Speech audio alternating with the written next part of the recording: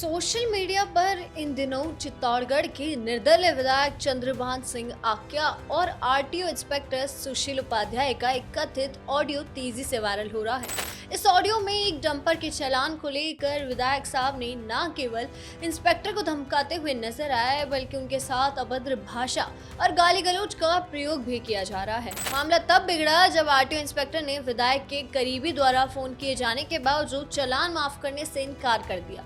इसके बाद विधायक ने खुद लाइन पर आकर इंस्पेक्टर को देख लेंगे, ढंग से इलाज कर दूंगा तेरा, ऐसी धमकियां दी। जब इस मामले ने तुल पकड़ा और चौतरफा बदनामी होने लगी तो चंद्रभान सिंह ने पैंतरा ही बदल लिया। भारत अवतार से बातचीत के दौरान विधायक ने इस ऑडियो को पूरी तरह फर्जी करार दिया और अपनी ही आवाज को पहचानने से साफ इनकार कर दिया। उन्होंने इसे राजनीतिक साजिश का हिस्सा भी बताया। वहीं भारत अवतार ने चित्तौड़गढ़ के आरटीओ ऑफिस में इस मुद्दे को लेकर बातचीत की। आइए सुनते हैं दोनों के पहलू। आदरणीय विधायक जी के साथ उसको लेकर के आप क्या कहेंगे? अब सर मैं तो ये कहूँगा कि इस तरह की भाषा ठीक नहीं है। नहीं, आपके पास क्या कॉल आया था विधायक जी का? ये 1 जनवरी की घटना है सर, और मेरे पास में कॉल आया था श्री रविंद्र जी भूतड़ा, उनके मोबाइल नंबर से। मैं नंबर तो मुझे याद नहीं है और ना मेरे पास उनके नंबर सेव थे। अच्छा। It was a unknown call और मैंने रिसीव किया था। 1 जनवरी था, नया साल था उस दिन। अच्छा। मैं जैसे कि भूतड़ा साहब उस दिन कह ही रहे थे कि भाई कि मेरी गंगरार में नाइट ड्यूटी है, तो मैं गंगरार में नाइट ड्यूटी करने की तैयारी में था।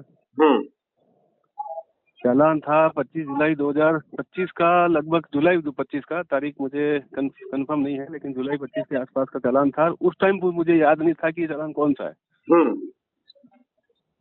तो वो उन्होंने जैसे पॉकलेन वगैरह, एक्चुअली वो एक्सकेवेटर होता है, एक्सकेवेटर लोड था, तो आइडेंटिफाई किया गया। फिर वो जैसे उन्होंने खटोड़ जी के लिए बोला गया, तो खटोड़ जी से ही पूछा भाई कौन सा चालान है, क्या है। खैर हमने उस टाइम इतना दिमाग नहीं लगा, मैंने इतना दिमाग नहीं लगाया था। मैंने तो यही कहा भाई कि आपकी डीटीओ साहब से बात होगी तो भर दो। और दूसरा ऑप्शन होता है भाई, माननीय न्यायालय है इस चीज के लिए, हमारे अधिकारी भी हैं। अगर मैंने गलत चालान लगाया तो अधिकारी से बात कर ले रहे हैं ऑफिस में, तो वो भी इस तरह से सॉर्ट आउट कर सकते हैं। और उसके ऊपर भी अब माननीय न्यायालय है। लेकिन वो लास्ट में फिर एमएलए साहब को उन्होंने लाइन पे लिया, और जैसे ही मान लीजिए मैंने कहा कि भाई चालान भरना पड़ेगा, तो वो ये चाह रहे थे कि मैं जेब से भरूं। हाँ, सही बात है। तो जेब से तो कैसे, क्या भरूं, अब क्यों भरूं जेब से तो।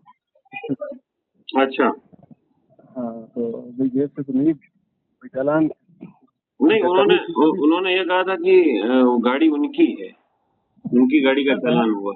गाड़ी जो है श्री रविंद्र अग्रवाल जी के नाम पे है। अच्छा। अब उनकी है, अंदर से उनकी है, तो वो तो जांच की जाए भाई कि उनकी है या किसकी है। अच्छा। और भाई अगर कोई कमी थी तो भाई चालान तो होता है, किसी भी कमी के लिए हो सकता है। अब भाई मुझे पता नहीं था कि एमएलए साहब की है या नहीं है, तो मैं तो भाई कमी दिखी है, मैंने चालान किया। जी। तो उसके बाद क्या आपने गाड़ी सीज की थी या आपने गाड़ी को छोड़ दिया था? सर ड्राइवर ने लाइसेंस वगैरह कुछ नहीं दिया था, मैंने पाबंद करके छोड़ा था। अच्छा। और वो जो ऑफेंस थे वो मेरे ख्याल से सीजेबल नहीं थे, जो सीज नहीं किया। नहीं, तो एक बात का वो बार जिक्र कर रहे थे कि मैंने पहले भी आपको कहा था, तो क्या आपके पास पहले भी कॉल आया था? एक्चुअली नहीं, पहले एक्चुअली वो जो गंगरा टोल पे बता रहे हैं, गंगरा टोल पे नहीं हुआ था, एक चित्तौड़ में ओसीडी टोल है। हाँ।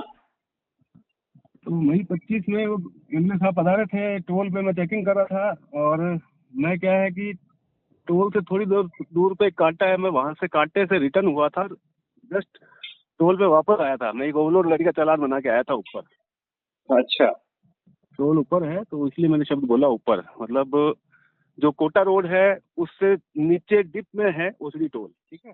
अच्छा, उसके बाद क्या विधायक जी की ओर से आपको दोबारा संपर्क किया गया इसी बात के लिए? किसके लिए? मतलब जैसे उन्होंने जो असभ्य शब्दों का इस्तेमाल किया था विधायक जी ने, तो क्या उसके बाद उनके लोग आपके पास आए या उनकी ओर से कोई व्यक्ति आया जो आपसे बात करें इस प्रकार की? फिर उसके बाद में अभी 11 मार्च को एक फिर से कुछ माहौल हुआ था। हाँ, वो ऑडियो वायरल हुआ आपका?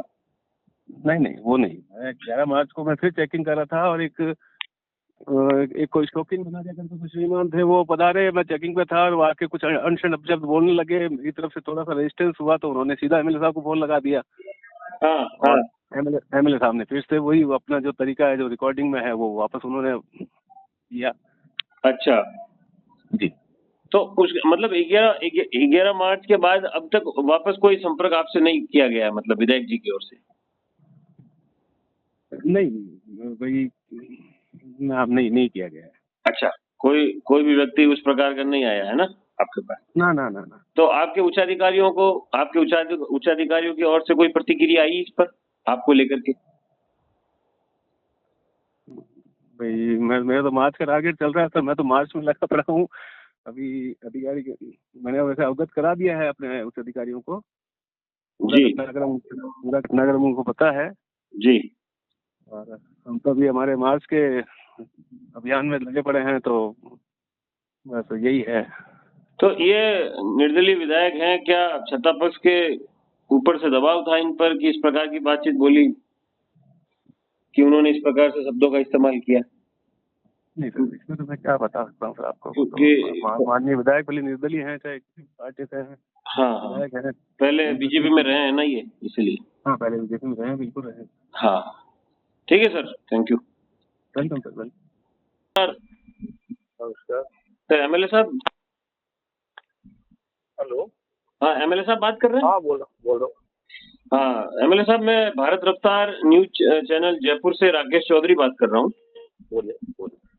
सर, एक आपका ऑडियो जो है वो वायरल हो रहा है। जी, वो एडिट करके किया है उसको। है? अरे एडिट करके किया है इन लोगों ने। अच्छा, फर्जी है, तो फर्जी है। आप मतलब वो अब आपका नहीं है मतलब ऑडियो? नहीं, बिल्कुल। अच्छा, लेकिन सर विपक्ष जो है आरोप लगा रहा है बार बार कि विपक्ष का तो काम है भाई साहब, विपक्ष का काम आरोप लगाना, उसका भी क्लियरिफिकेशन हो जाएगा जल्दी। अच्छा, ठीक है सर।